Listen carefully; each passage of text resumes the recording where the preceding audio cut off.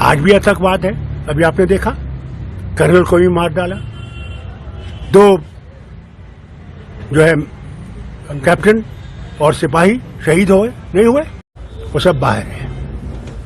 Important bills pass हो रही हैं। हमने क्या गुजारिश की?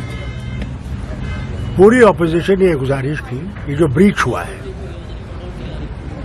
ये कैसे हुआ, क्यों हुआ और इसके पीछे कौन है।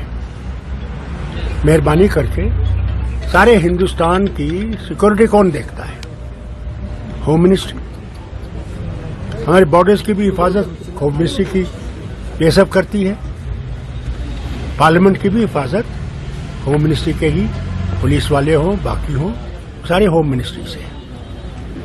हमारी गुजारिश थी कि होम मिनिस्टर साहब तशरीफ लाए और ये पूरा बताएं। हमने कोई झगड़ा नहीं करना था, हम ये जानना चाहते थे कैसे हुआ, क्या हो सकता था। ये बम लाते, ये जहरीली गैस लाते जिससे खुदा जाने कितने एमपी मर गए होते है। ये कैसे हुआ? नई पार्लियामेंट है और कहा गया कि ये इतनी सिक्योर है कि जितना अमेरिका का गोल्ड वो फोर्ट नॉक्स में है उससे ज्यादा सिक्योरिटी यहाँ है।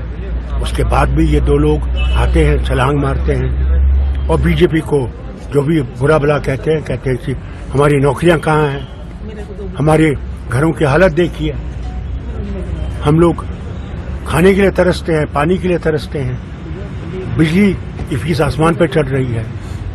तो आपने किया क्या हमारे लिए? उनका मकसद ये था, शुक्र करिए उनका मकसद ये नहीं था कि हमें किसी को मारना था।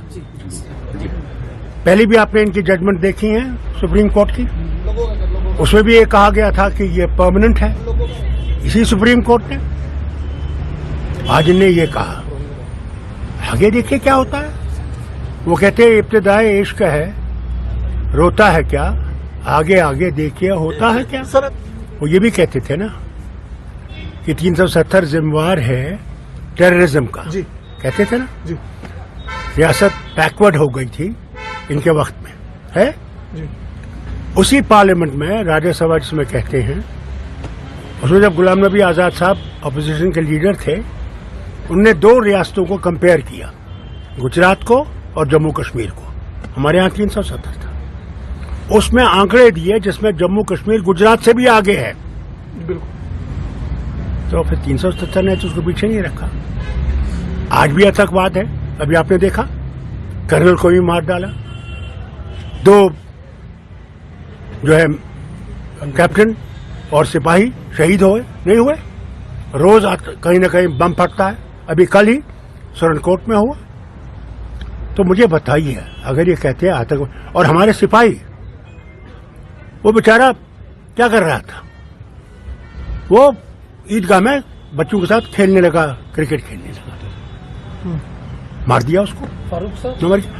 तो ये मुझे बताइए, तो क्या आतंकवाद बंद हो गया है? वो जो बेचारा वो सीआरपीएफ भी और वो जो है वो पुलिस के डीएसपी, जिसका बच्चा मेरे ख्याल से मुश्किल से कुछ महीने पैदा हुआ था, उसे गोली लगी। उसने टेलीफोन पे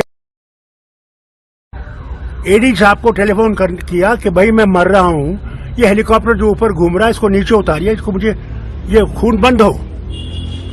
फिर बीवी से कहता है, क्या होगा उसकी बीवी पे असर, कि मैं जा रहा हूं, मैं नहीं बचूंगा, मेरे बच्चे का ख्याल रख। 2047 मुझे आंसू आए जब मैंने ये सुना।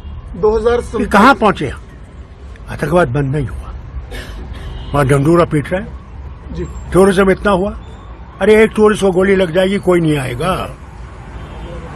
ये तो शुक्र कीजिए वो आ रहे हैं और कुछ हम रोटी खा रहे हैं। 2047 फिर कहा फैक्ट्रियां आएंगी, कहा यहाँ बड़ा उद्योग लगेगा। कौन सा उद्योग लगा? कश्मीर में एक वो दुबई वाला मॉल लगा रहा है। अरे मॉल तो पहले ही हमारे यहाँ है, तो उससे कितना उद्योग बन गया। तो ये जो इनने एक वो बनाया ना किस्सा, ये इनका पहले से है सर। डॉक्टर ये 48 से इनका ये है कि साहब हमने इसको खत्म करना है। हर घर के सामने आपका एक सिपाही खड़ा है, बंदूक लेके खड़ा है, मॉडर्न बंदूक लेके खड़ा है, क्या उसने मरना है? जिस दिन वो बंदूक उठ जाएगी देखना किस तरह पत्थर पड़ेंगे।